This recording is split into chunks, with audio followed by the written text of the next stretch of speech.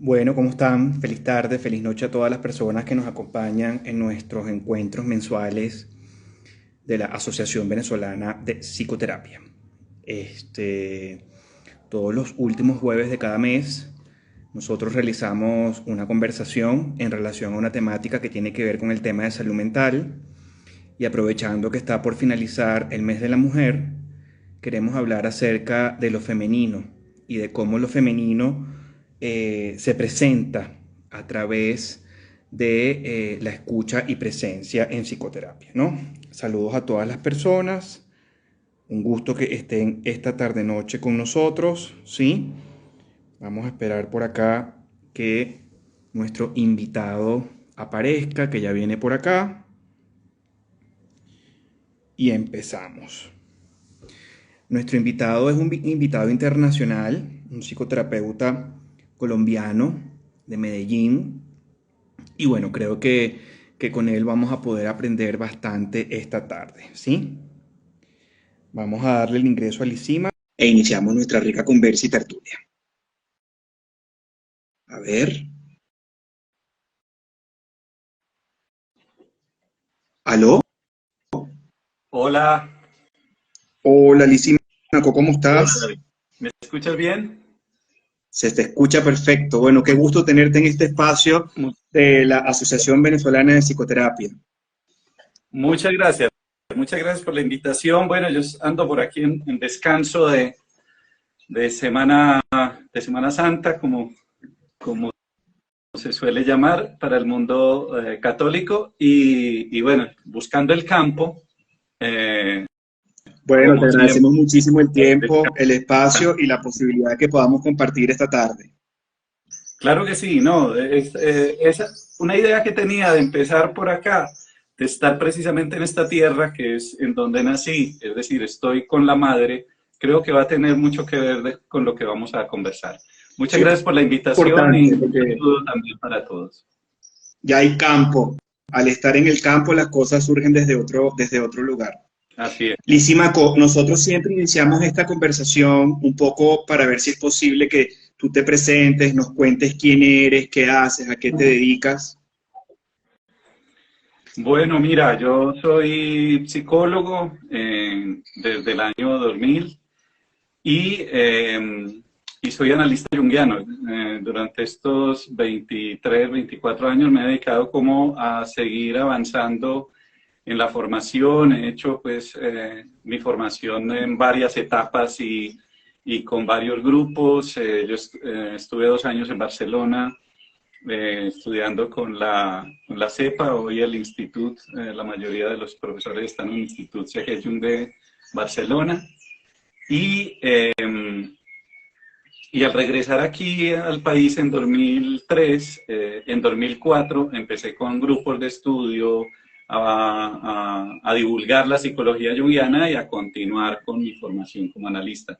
Así fue que surgió Casa Jung, que fue en una etapa fue un sitio físico, una casa real, donde hicimos muchos eventos. Colegas de Venezuela vinieron, como Magali Villalobos, Gonzalo Quimio, Eduardo Carballo, por supuesto, que vive en Bogotá en estos momentos. Eh, y hice formación con muchos analistas y con muchos grupos. Entre ellos estuve con los grupos venezolanos precisamente, tanto como con la Sociedad de Analistas, Sociedad Venezolana de Analistas, como con el Instituto de Formación. Y bueno, ha sido un largo recorrido, pero me dedico básicamente entonces al análisis y la psicoterapia en mi consultorio. Y hice docencia en universidades. Actualmente solo hago grupos privados, que son los grupos que ustedes ven por ahí quizás anunciados por Casa Jung. También tengo un canal de YouTube que les invito a visitarlo. El canal se llama Casa Jung, también de divulgación. Y, y bueno, y a vivir y hacer un montón de otras cosas, ¿no? Mm. Bueno, un recorrido yo creo que interesante, un recorrido que además refleja una pasión, que refleja, como tú lo dices, algo que viene construyéndose en ti y a lo que tú le aportas desde hace mucho tiempo. Y bueno, pensé en ti, en que pudiésemos tener esta conversación. Ya lo has dicho un poco en tu introducción, no solo por el enfoque terapéutico que tienes, la visión que tienes, y eso también de poder traer un poco la psicoterapia, esta orientación analítica profunda, o la psicoterapia junguiana, o el análisis junguiano, que también, bueno, tú tejes a través de tus espacios virtuales, a través de tus canales y de tus medios de difusión, ¿no? Claro que sí. Eso, eso, En Facebook eso también. es súper importante. Sí, señor, muchas gracias. No, bueno, a Tus órdenes. ti. Bueno, entrando en materia, al saber que tienes esta orientación, cuéntanos un poco, no sé si desde la orientación, que yo obviamente creo que eso va a tener un cierto peso e importancia.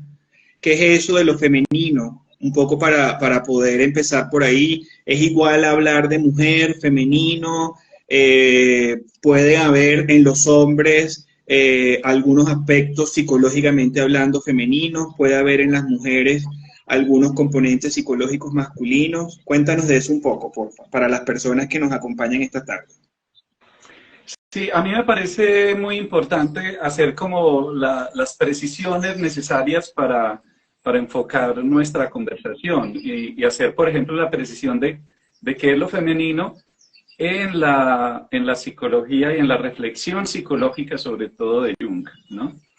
Porque es en ese marco en el que me muevo y es desde ese marco desde el que yo puedo hablar de lo femenino como lo estás planteando, en las mujeres o en los hombres.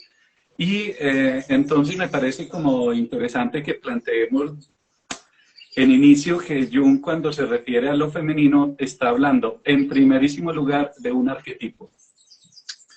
Y eso nos lleva más allá de los hombres y las mujeres, ¿no? Por más que esto va a tener aplicación práctica, obviamente, en los hombres y en las mujeres, pero cuando Jung plantea que lo femenino, a lo que él llama el ánima, es un arquetipo, está diciendo que es un fundamento de la psique, es decir, algo que en la psique, que a la psique le es natural, algo que la psique o una estructura que genera en la psique unas necesidades, es decir, hablaríamos de un instinto muy humano, por supuesto, pero de un movimiento instintivo de lo humano hacia lo femenino. Eso significa un arquetipo. Un arquetipo es un elemento de la psique necesario e inevitable. De hecho, y ya podríamos empezar a tirar por ahí línea hacia la psicoterapia, de hecho, no satisfacer esa necesidad, ese llamado de lo femenino puede ser generador de patologías o de dificultades para vivir, ¿no? Entonces, cuando Jung habla de este arquetipo o de esta necesidad, se refiere a todo lo relacionado con lo que siempre se ha simbolizado a través de los elementos de la naturaleza, que tienen su representación incluso en las cosas más concretas, en la tierra, en el agua, en el cuerpo, en la materia, en las emociones, ¿sí? Opuesto al principio masculino, al que él llama el animus, que serían elementos que nosotros podríamos simbolizar con lo aéreo, con el límite, con el orden, con la dirección. Entonces, fíjate cómo en ese juego entre opuestos, Jung nos va sugiriendo un juego de la vida que es complementario y es compensatorio. Y con eso, con el concepto de compensatorio, Jung siempre está señalando que un exceso en uno de los dos polos puede ser negativo.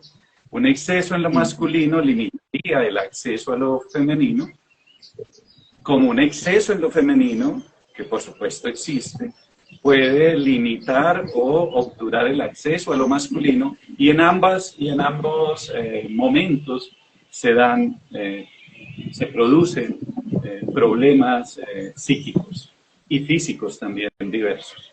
Entonces, ese es como el asunto de principio, me parece a mí. Elementos arquetípicos de base, y que si quieres seguimos dando imágenes, porque precisamente ahora está soplando el viento aquí donde estoy de una manera maravillosa. Estamos en un verano terrible y sopla sobre la tierra y el aire pasa y sigue su camino. La tierra es esto concreto, es esto amplio, que expandido. La tierra es ese sustrato del que nacemos y hacia el que vamos en la muerte, por ejemplo. Entonces hay unas asociaciones con la muerte, en lo femenino también. Mientras que el aire tiene el viento representaría ese masculino que tiene una dirección, un objetivo claro. Entonces hablamos de la claridad solar como míticamente se habla de lo masculino, y hablamos de la conciencia lunar como mítica o antropológicamente. Erich Neumann, por ejemplo, habla de lo femenino. Entonces, luego Bueno, en el siguiente paso... sin duda súper importante que se pueda puntualizar lo que estás hablando, ¿no? Que se pueda entender y comprender, tal cual como tú lo dices, que, bueno, es algo que está como muy cercano al instinto, y al estar como muy cercano al instinto nos pertenece tanto hombres como mujeres, e inclusive también nos sobrepasa, ¿no? Y que cuando uno habla de este concepto se puede acuñar o se puede trabajar a nivel simbólico, también en el exterior, en el mundo en el que vivimos, que también podemos como metafóricamente comprender y entender tal cual como tú lo estás planteando, ¿no? O sea, que lo femenino tiene unos significantes, tiene unas representaciones, y que lo masculino también, ¿no? Yo yo escuchándote, reflexiono un poco acerca de lo que, bueno, nos trae para acá, de lo que hace que te convoque, porque te quería preguntar qué piensas tú del espacio de la psicoterapia. ¿El espacio de la psicoterapia es femenino, es masculino, es femenino y masculino? O sea, en la escucha, en la presencia de un terapeuta que quiere acoger un sufrimiento o una visión de un ser humano que obviamente no está siendo funcional para esa persona que está tocando la puerta del consultorio, esa actividad, esa relación, ese vínculo, ¿tú cómo lo ves? ¿Femenino, masculino? ¿Tiene de masculino y de femenino? Adelante. Mira, frente a eso, a mí me llega una reflexión de James Hillman, que creo que nos puede dar vías, y está en Reimaginar la Psicología. Cuando Hillman hace esa oposición o esa diferenciación entre la reflexión psicológica de Freud y la reflexión psicológica de Jung. ¿Qué dice Hillman? Dice, es evidente que en Freud hay una reflexión que apunta más a lo paterno, a lo masculino, todo aquello del padre primordial, todo ese énfasis en el logos, en la palabra, en la voz, en el logos del padre que pone límite a la relación con la madre, fíjate, lo masculino poniendo límite a la relación con lo femenino, diríamos nosotros.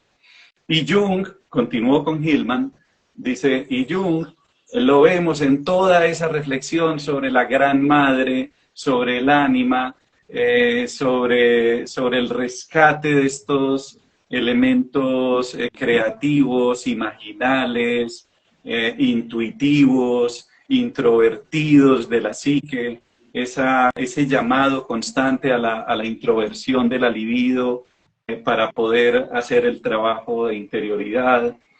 Y Hillman se echa incluso algo que puede sonar como a chiste, y es los primeros seguidores de Freud, casi todos hombres. Los primeros seguidores de Jung, casi todas mujeres. Les decían las Jungfrauen, las chicas Jung, ¿no? El Club Psicológico de Zúrich eran, ¿no? Y claro, tuve los videos, allí en el canal tenemos algunos, por ejemplo, de este documental Compromiso de Corazón, una cantidad de señoras hablando de la terapia de Jung. Obviamente con el tiempo se van sumando los hombres, pero creo que esta observación de Hillman nos ayuda para pensar en algo muy interesante, y es la reflexión psicológica de Jung como una reflexión compensatoria con respecto a, uno diría, a lo de Freud, sí, pero no es solo lo de Freud, es a toda la corriente de pensamiento que se hipermasculinizó de alguna manera en algún momento. Llegamos al punto del positivismo radical, por ejemplo, en la ciencia. Llegamos al punto en el que el yo, estas son reflexiones que yo hacía, por ejemplo, cuando iba de regreso de Estados Unidos, ¿no?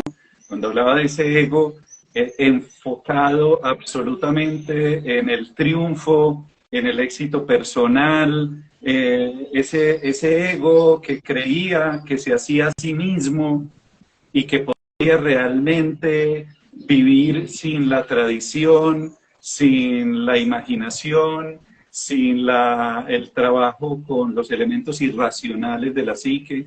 Entonces, fíjate cómo de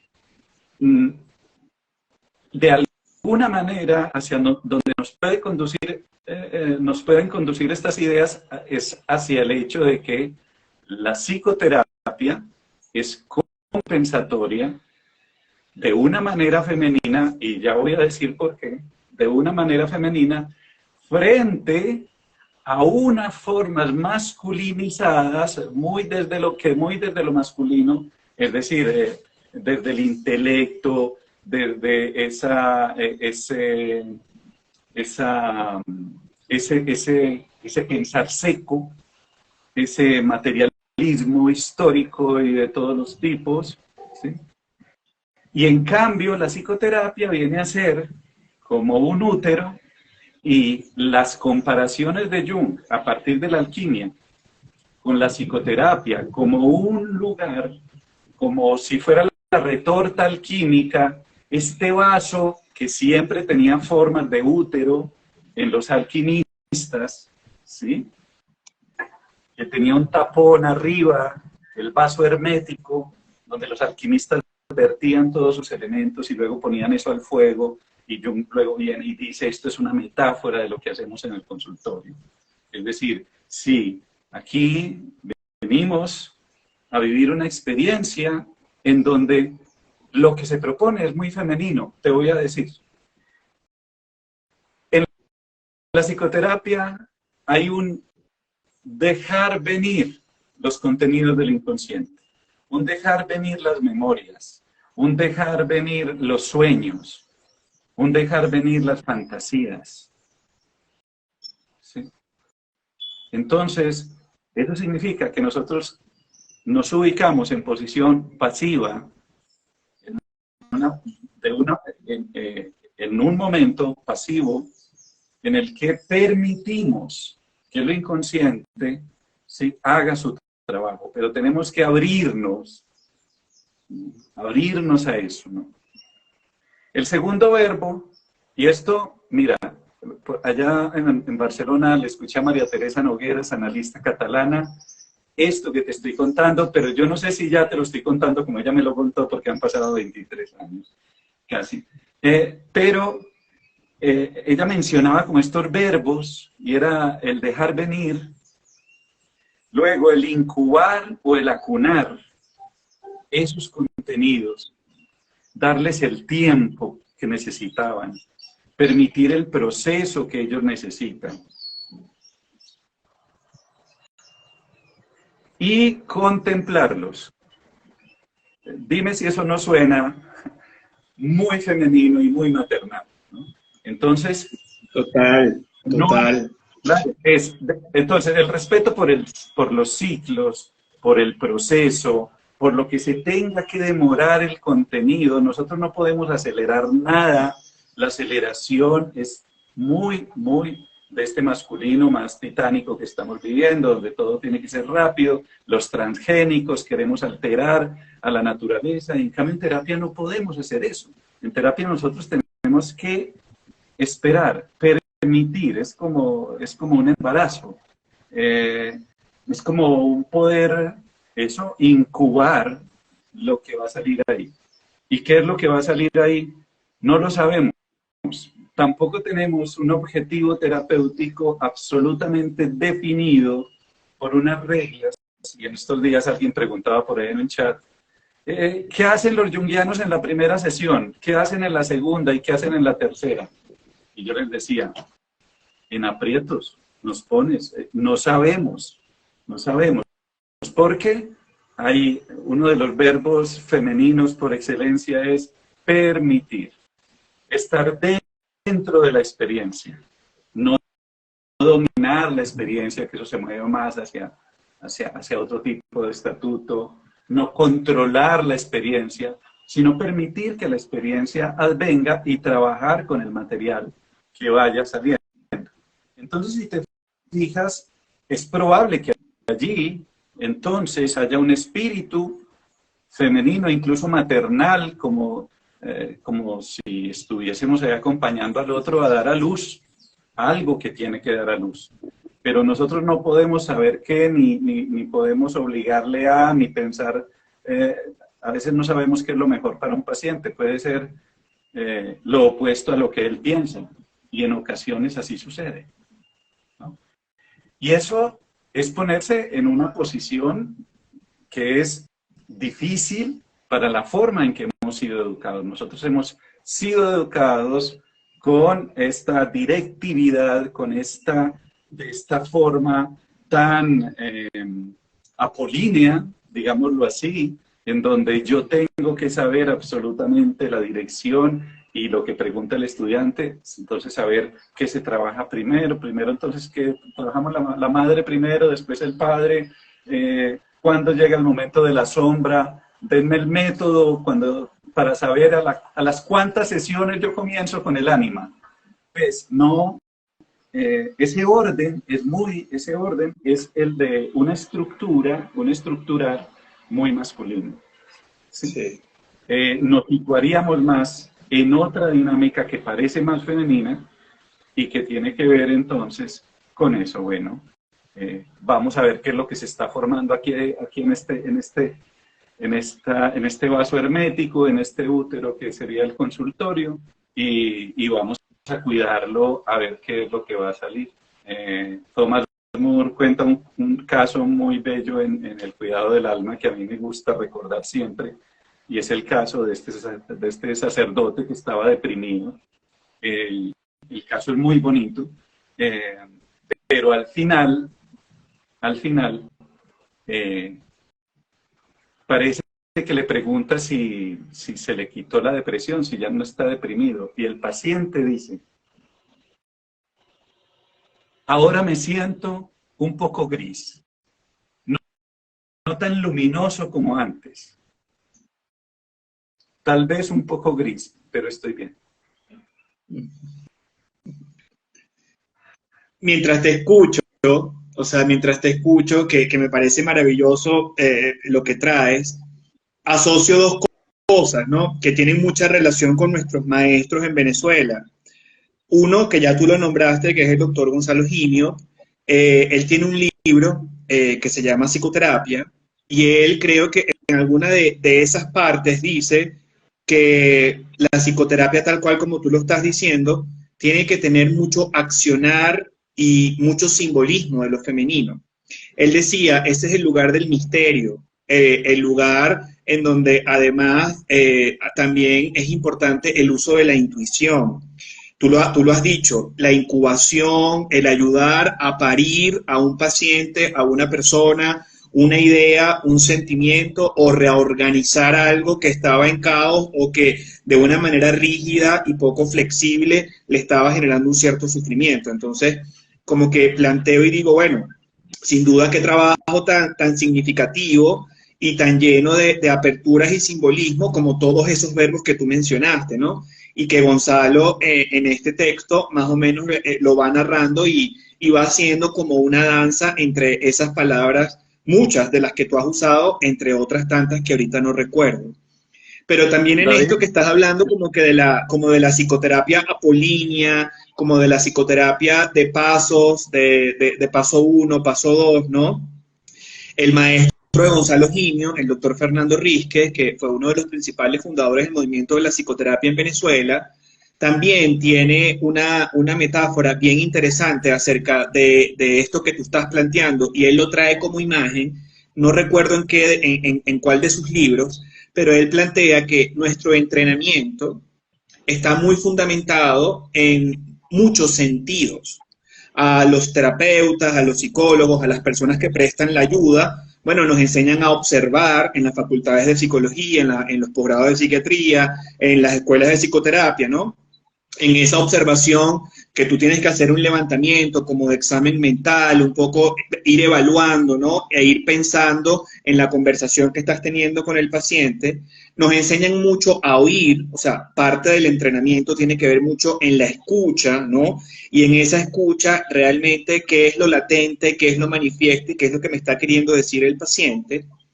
Y el doctor Rizquez lo que plantea es, no nos enseñan a desarrollar el tacto y contacto, como usando uno de estos símiles de los sentidos con nuestros pacientes.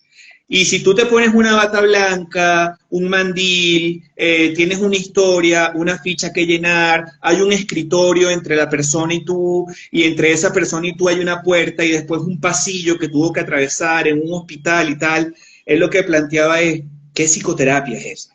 O sea, ¿dónde está el profesional y la cercanía que puede tener este profesional si tiene como que antes todo esto que lo precede y que al fin y al cabo parece que también lo defiende, ¿no? ¿Qué piensas de esto que te estoy diciendo? De que a lo mejor en nuestras facultades simbólicamente como que no se nos ayuda o no hay como un espacio para esto del tacto y del contacto en psicoterapia. sí, mira, una de las cosas que más me impresionó cuando empecé a leer a Jung, a conocer a Jung, fue que él dijera que lo que curaba en realidad era la relación. Cuando él dice, el mayor factor curativo es la relación. Yo no lo entendí al principio, ¿no? Porque claro, facultad de psicología es, bueno, ¿cuál? Recuerdo las discusiones en la facultad de psicología, si tomar notas o no tomar notas, o cómo te sientas frente al paciente. Es decir, queríamos como diseccionarlo todo para saber qué hacer, ¿no? Y cuando Jung viene y dice, lo que cura es la relación, y sabemos que si lo masculino diferencia y separa, una cosa que es muy importante en la vida, es arquetípica, aprender a diferenciar, a separar, a poner límites, a poner distancia. Lo femenino acerca, reúne, intima, permite, facilita. Entonces, lo que cita de Fernando Rizquez, se acerca a esto y se acerca a lo que dice Jung acerca de que el factor curativo es esa relación, es ese acercamiento, es ese contacto, precisamente. Lo que pasa, atención con esto, lo que pasa es que si lo que impera en nuestra psique es la forma masculina, es decir, la distancia, los anhelos de objetividad, ¿sí? La diferenciación. Y si eso opera de manera polarizada, significa que somos torpes en cuanto a la relación. Y entonces ahí yo le encuentro mucho sentido a los psicoanalistas que dicen, no se acerque a su paciente, o sea, que no lo conozca en su vida cotidiana, que no sepa nada de usted. Una profesora mía hacía el chiste de que de que incluso había uno que se le escondía a los pacientes en los supermercados. Tienen razón. Si somos torpes, en el área de la relación, si somos torpes en esa área femenina, digámoslo así, pues mejor ni lo intentes, ¿sí? Porque te vas a enredar y viene todo el tema de transferencia y contratransferencia, que problemas en los que Jung incurrió. ¿Sí? Jung era torpe en el mundo de lo femenino. Por eso cuando uno va a leer el libro rojo de Jung, lo que lee es su experiencia con lo femenino, su resolución de su conflicto con lo femenino. La mayor prueba de que él tenía un problema con lo femenino es ese enredo en sus relaciones, ese enredo relacional. Pero por supuesto que eso le impuso a él la tarea de resolverlo.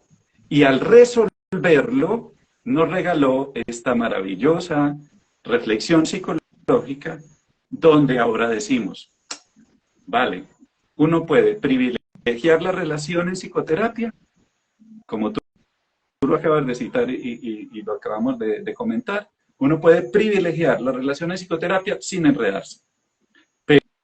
Pero con la cercanía, porque es que de alguna manera, vuelvo a lo que dije al principio, esta psicoterapia, estas formas de psicoterapia, que no es solo la junguiana, pero es la que conozco, estas formas de psicoterapia son compensatorias con respecto a lo que nuestros pacientes y nosotros mismos estamos viviendo fuera del consultorio.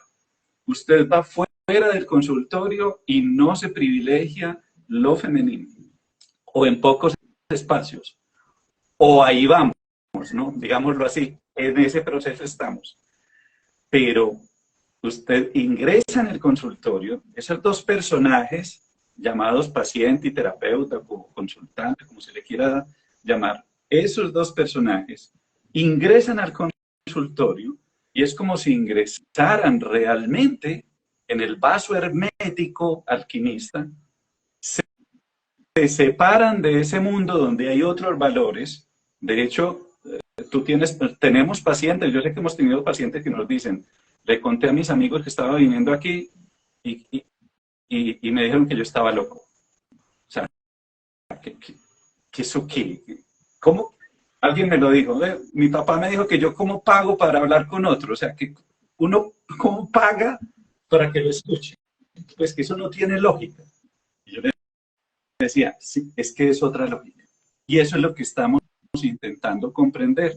Y ahí es donde yo digo que es un espacio compensatorio. Ahora, lo que sí quiero aclarar también, y tiene que ver con tu primera pregunta, es que, por supuesto que también se trabaja lo masculino y en ocasiones, ¿sí? Algunas personas que vienen a este lugar, ya definido como lo definimos, vienen necesitando que se les ayude a desarrollar lo masculino, hombres o mujeres. Y también se hace porque por eso me quería empezar definiendo los principios arquetípicos, porque entonces la descompensación iría para otro lado, ¿no? Pero totalmente de acuerdo. ¿Sí? Es esa relación que es un modelo para la relación con el inconsciente. La relación entre terapeuta y paciente debe desarrollarse porque es el modelo de relación que el paciente puede desarrollar con su propio inconsciente. Y el inconsciente también, bueno, como todo este simbolismo que hemos hablado, también tiene mucho aspecto de lo femenino, porque más bien es la conciencia, la razón, la lógica, como tú lo planteabas, esta conciencia solar, la que está relacionada con lo masculino. Y me parece interesante que estés puntualizando esto último que puntualizaste, porque ahí es donde uno ve que no hay recetas para pacientes. Y a veces, aunque lo que le puede decir uno a un paciente es absolutamente contradictorio y iatrogénico si se lo dice a otro paciente, ¿no? Y ahí está un poco el rango terapéutico del terapeuta, ¿no? Con qué se siente cómodo, y por eso yo creo que habla mucho de uno y de la ecuación personal que tiene uno en el modelo teórico bajo el cual uno decide ejercer este ejercicio, porque bueno, esa ecuación personal nos va a permitir sentirnos cómodos, tener un marco teórico que sea coherente también con nuestra visión de mundo, con la visión de mundo que nosotros podemos ofrecerle a las personas que tocan la puerta del consultorio. Y bueno, así sucesivamente, ¿no? Yo te quería preguntar, porque cuando sacamos que íbamos a tener esta conversación, en algunos momentos algo de lo que surgió como algunas preguntas es si íbamos a hablar con el hecho de que una terapeuta o un terapeuta, es decir, el hecho de ser hombre o de ser mujer en el ejercicio de la profesión, influye mucho en la visión que uno hace en el consultorio, porque también uno lo escucha y lo ve en los pacientes, ¿no? Hay pacientes que por su propia también ecuación personal, o ya sea por la temática que quiere tratar, prefiere verse con un hombre, y hay otros pacientes que no, que prefieren verse con una mujer. En la actualidad, ¿tú piensas que todavía se habla de que es imparcial el sexo del terapeuta, la visión del terapeuta, o esto sí influye en este vaso hermético y en esta relación de la que estás hablando? Cuando uno está bueno, junto a esa frase de lo que cura es la relación, Jung pone otra y es la personalidad, la ecuación personal. Dice, eso también cura, eso también está involucrado. Cuando vamos a ese espacio terapéutico, tanto los analistas como los pacientes, todos y todas llevamos todo lo que somos. Y eso implica la historia, eso implica las vicisitudes y los sufrimientos que se tuvieron, los éxitos y los fracasos. Esto es todo lo que nos hace, la luz y la sombra de lo que nos hace, ¿no? Entonces, las vivencias que uno tiene como hombre le exigen aprender a relacionarse con eso de ser hombre. Y las vivencias que una persona tiene como mujer le exigen relacionarse, ¿sí?, conscientemente, lo más conscientemente que pueda, con ese ser mujer y Sí, con esa historia, ¿no? sí. Entonces, yo sé que yo en terapia, para mis pacientes, hombres o mujeres, pues soy un varón, me presento como un varón y así me identifico. Y entonces van a poderse hacer en mí una serie de proyecciones. Ahora, ¿qué tanto yo podré satisfacer esas proyecciones y qué tanto no? Si la relación se va desarrollando realmente en profundidad durante el proceso terapéutico, esa es una de las cosas que primero aparece. Porque como varón, puede que venga un paciente o una paciente y proyecte en mí esos elementos masculinos que tú estás mencionando, que él necesita proyectar. Claro, claro. Y por ahí en la tercera sesión puede empezar a decir, como que no, o sea, como que puede decir de un terapeuta varón, puede decir, tiene como, no sé qué es, pero no me satisface. Y puede que lo que esté sucediendo es que ese terapeuta es un varón, pero puede tener una conciencia más femenina incluso que el paciente. Y ahí a veces se dan esas disonancias. Es decir, lo que estoy diciendo es que es cierto que hay una influencia recíproca de los géneros desde la escogencia, como tú lo estás diciendo. Yo prefiero con un hombre porque lo que voy a hablar no lo puedo hablar con una mujer. Pero también tenemos el factor arquetípico y es que una mujer puede ser una mujer y tener una conciencia, en su conciencia más elaborado, incluso lo masculino o un estilo masculino que femenino. Y como ya al principio definimos un poco masculino y femenino, ya sé que no nos enredamos con lo que se hace en la vida cotidiana. De eso no estamos hablando. Estamos hablando de la forma arquetipal, de la forma No, de lo y es femenino. importante que hagamos esta Entonces, esto pregunta, nos bueno, lleva porque había a muchas personas, preguntas, ¿no? sí, perdón, es importante que hagamos esta pregunta porque había personas que tenían esa confusión, ¿no? Y fíjate que tú, al colocar esta temática en el terreno, por decirlo de alguna manera, psicológico, el sexo del terapeuta, hombre o mujer, bueno, un terreno biológico por un fenotipo característico, bueno, por tener un aparato reproductor característico que hace que también socialmente se espere que un hombre en una sociedad a través de ciertos roles haga una cosa o que una mujer haga otra. O sea, hay una segmentación en relación a esos conceptos que, bueno, va a poder ser incluso posibilidad de hablarlo en otro live, porque no creo que entre en este, pero lo importante es que lo femenino y lo masculino le pertenece al terreno de lo psicológico. Que cuando se habla de si el sexo es hombre, mujer, el terapeuta que me va a ver, estamos hablando de otros terrenos en donde está lo psicológico, pero casi siempre estamos demarcando esa elección y esa escogencia a través de otros terrenos que no necesariamente son el psicológico. También a veces está como muy fundamentado, sesgado, prejuiciado en los roles de género, en la mirada social, en la propia historia también de ese paciente, en la cultura donde ese paciente o esa persona hace vida, si pertenece a Oriente, a Occidente, y lo que se espera en estas partes del mundo de lo que es un hombre y de lo que es una mujer, y de lo que se espera también bueno, de lo que puede ocurrir en el vínculo y en la conversación de lo que estamos planteando, ¿no? Entonces, yo sí creo que era importante que puntualizáramos esto, porque al tú llevarlo al terreno de lo psicológico, bueno, lo psicológico nos pertenece a todos, seamos hombres o mujeres.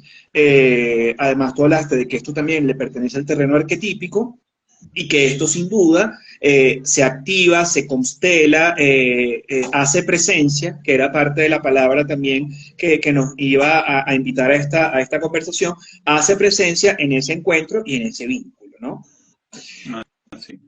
Lizzie, por tema tiempo, tenemos que ir cerrando. Sí me gustaría un poco que me contaras, bueno, qué haces desde Casa Jung, las personas por dónde te pueden contactar o conectar, cómo se pueden enterar de lo que tú haces, de tus cursos, de esta difusión que haces de la psicología analítica, porfa, porque creo que eso también es importante y creo que en este canal que te está prestando la Asociación Venezolana de Psicoterapia es bueno que las personas puedan saber de ese tipo de formaciones y de ese tipo de espacios. Muchas gracias, David. Sí, y además porque a propósito, ahora el 15 de abril comienzo un curso nuevo que versa precisamente, voy a dar un curso sobre un retorno a los arquetipos como Jung los planteó, ¿no? Porque digamos que han pasado ya muchos años y han surgido, incluso dentro de la misma escuela junguiana, algunas ideas muy interesantes, eh, pero fuera de la escuela en términos estrictos, están surgiendo formas de explicar los conceptos, de leer los conceptos, que ya algunas están empezando a generar dificultades al entendernos acerca de qué es lo que estamos hablando. Entonces, ahora el 15 de abril comienzo con un curso sobre el concepto de arquetipo y vamos a trabajar los seis arquetipos a los que Jung les dedicó mucho trabajo. De todo esto se enteran, hay unos medios, por ejemplo, tengo un blog y la dirección es muy simple, es www.jungcolombia.com. Ahí siempre estoy subiendo artículos, videos y también, por supuesto, la promoción de los cursos. Estamos muy activos en Facebook, grupo Casa Jung y página Casa Jung. Y también por el canal de YouTube. De hecho, casi siempre que voy a empezar un curso, hago como una clase abierta, magistral y pública, como para convocar. Y bueno, el correo, para quienes quieran ponerse como en la base de datos, me pueden escribir a eventos@juncolombia.com. Y bueno, mucha cosa por hacer. Tal como hablamos hoy, estoy muy orientado a la psicoterapia y al trabajo, entonces casi todos los temas están atravesados por lo clínico, están atravesados por una reflexión sobre este tipo de procesos. Bueno, para toda la comunidad que nos sigue desde ABEPSI, ¿no? Que sabes que son estudiantes de pregrado, de posgrado o estudiantes de escuelas de psicoterapia. Esto es una asociación que agrupa las distintas corrientes de psicoterapia que hacen vida en nuestro país, ¿no?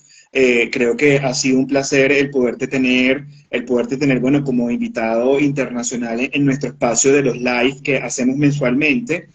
Y bueno, en nombre de la Junta Directiva a la que pertenezco de ABEPSI, bueno, agradecerte el tiempo y el espacio para que hayamos podido tener este ratico, ¿no? Y bueno, también invitarte, si te animas, nosotros vamos a hacer el 12º Congreso Venezolano de Psicoterapia en el próximo mes de septiembre. ABEPSI está cumpliendo 25 años, va a ser en modalidad híbrida. Y bueno, si quieres animarte a presentar alguna comunicación o algo, estate pendiente de las redes, que ahí también las puertas serán bienvenidas por el comité que evalúa los trabajos, ¿no? Muchas Agradecerte, gracias. Lisímaco, agradecerte el espacio y la posibilidad, y bueno, encantado a todas las personas que nos acompañaron esta tarde. La verdad que fue muy ameno, hay gente que está como muy interesada en esta temática, por eso era que creía que era importante que dejaras tus contactos. Bueno, él fue Lisímaco Henao, psicólogo con una maestría en psicología analítica y analista junguiano de la Sociedad Colombiana de Analistas Junguianos. Y de mi parte, bueno, David Sucre, psicólogo clínico, psicoterapeuta junguiano y actualmente analista en formación también en la corriente junguiana en Quito, Ecuador. Un gran abrazo, seguimos en contacto y gracias, Lisímaco. Gracias. Cuídate mucho. Buenas noches. Chao, chao. Chao.